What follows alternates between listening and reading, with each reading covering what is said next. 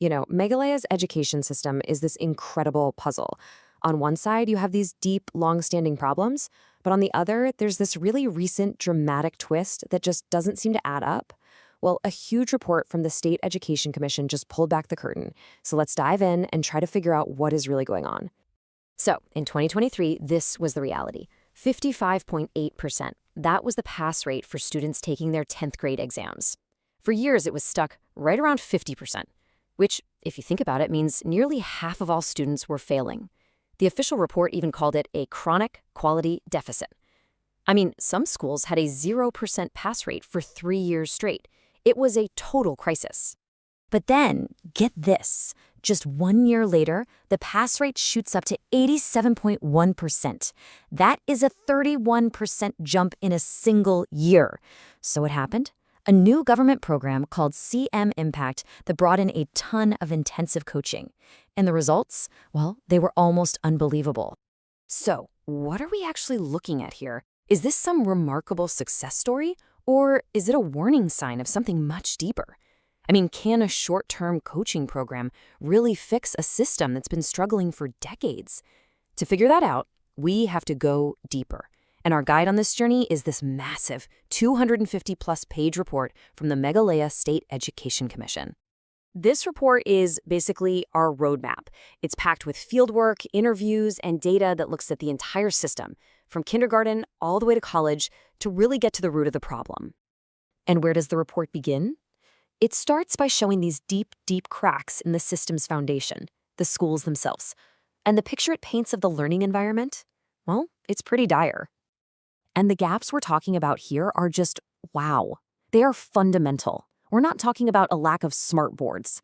95% of elementary schools don't have electricity. Only 3% have a library that actually works. And 97% don't even have a proper room for the headmaster. This is the reality on the ground for thousands and thousands of kids.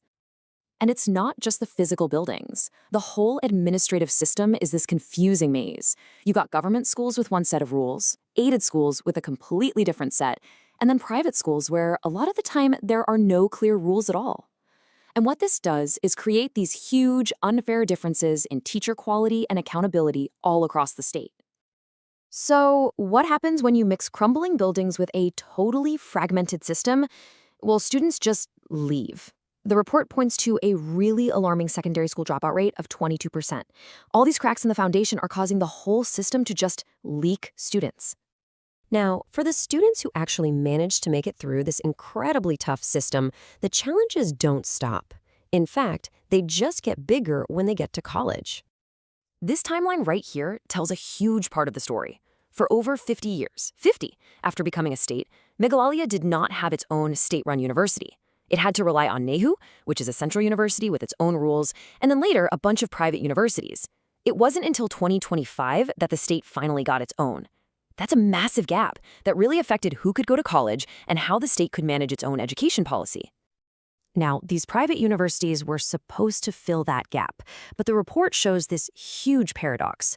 The promise was innovation, new courses, you know the deal. The reality? Only 1 out of the 7 that are running is actually accredited by the National Quality Council. Some have just shockingly high dropout rates. We're talking up to 94%. And a lot of them are still running out of temporary buildings. And all of this leads to a crisis of, let's call it quantity versus quality. The report found this unbelievable statistic. While tons of students enroll in the colleges under the Central University, by 2024, 50% of them, that's half, don't even show up to take the final exams. It just points to a massive breakdown somewhere along the way. Okay, so the problems are obviously deep and systemic. But the good news is, the report doesn't just diagnose the problem, it actually lays out a pretty ambitious blueprint for how to fix it. And right at the very heart of all its recommendations is this one powerful idea, stated right there in the report. The quality of an education system cannot exceed the quality of its teachers. Everything else is built on this one principle. So the plan starts with the educators. The report demands a total shift to hiring based purely on merit. It says we have to fix the pay and benefits for teachers in those aided schools, and we've got to invest seriously in teacher training. It also suggests creating these support communities where teachers can actually help and mentor each other.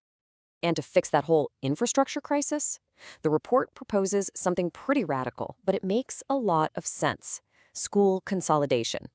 The idea is to first do a full audit of every single school, then merge all the tiny, struggling ones into bigger, better resourced schools. This way, you can pull everything together and make sure every student gets a real library, proper facilities, and the teachers they need.